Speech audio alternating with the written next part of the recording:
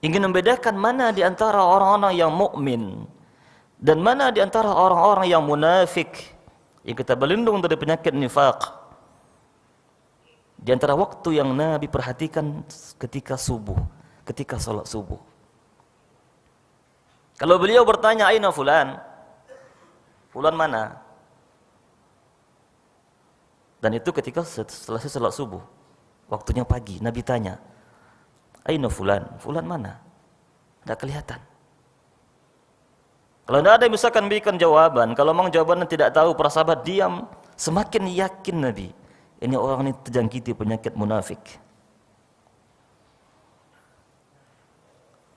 Nabi jadikan waktu subuh ini sebagai barometer, timbangan, mengukur keimanan seseorang. Kalau ada seorang dia laki-laki kuat badannya, dia tidak sakit, dia tidak safar, tidak ada uzur untuk tidak ke masjid. Ketika Nabi tanya dan tidak ada yang tahu, dia tidak sakit, dia tidak safar, maka semakin ragulah Nabi tentang keimanan seseorang ini ketika tidak hadir di salat subuh. Kalau cari orang beriman mudah, cari ketika salat Jumat. Tapi kalau ingin mencari orang-orang yang beriman, kalau mencari orang Islam itu mudah ketika salat Jumat, banyak mereka kelihatan. Tapi mencari seorang muslim yang mukmin, yang hakiki, lihat ketika salat subuhnya. Karena kata Nabi kita Muhammad SAW, afqalus salati alal munafikin salatul isya wa salatul fajr. Law ya'lamuna fihima la atauhuma walau habwa. Salat yang paling berat dikerjakan bagi orang munafik adalah salat isya dan salat subuh. Nabi sebutkan subuh, salatul isya wa salatul fajr. Akan terasa berat bagi orang munafik. Salat yang paling berat untuk dikerjakan secara berjamaah bagi orang munafik, kata Nabi SAW, salat isya dan salat subuh, salatul fajr. Lau ya'lamuna fihima la'atauhuma walau habwa. Kata Nabi SAW, andai mereka mengetahui apa yang ada pada keutamaan salat subuh ini, keberkahan waktu subuh ini, nilai dan harga waktu subuh ini, dia tahu dengan betul-betul, dengan mengetahui secara ilmu, la atauhuma walau habwan, maka benar-benar akan datang menghadiri salat isya dan salat subuh itu meskipun dalam keadaan berjalan dengan kaki empat, merangkak, begitu maksudnya. Ulama ketika menjelaskan tentang habwan, berjalan seperti seorang bayi yang masih merangkak gitu. Empat kakinya, tangan dan kakinya berjalan, sakit parah, tetap ke masjid salat subuh dan isya ini. Karena ini salat ujian bagi orang-orang yang beriman.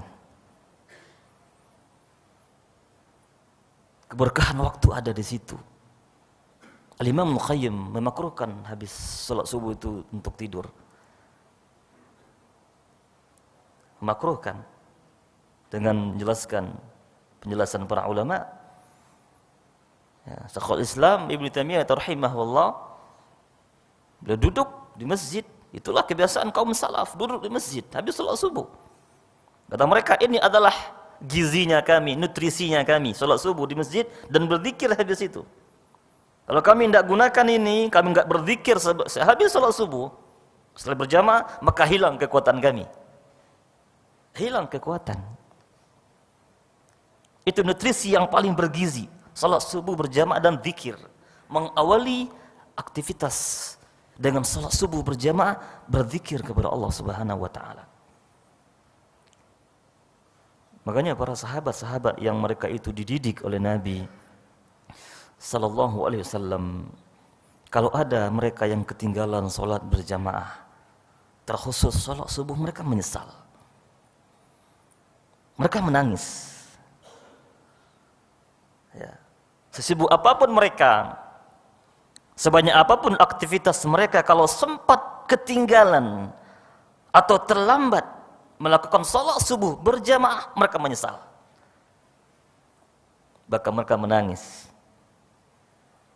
Karena mereka telah ketinggalan sesuatu yang sangat berharga.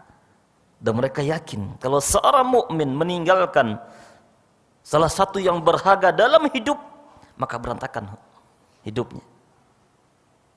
Akan berantakan hidupnya secara pribadi dan untuk masyarakat. Mereka mengetahui itu.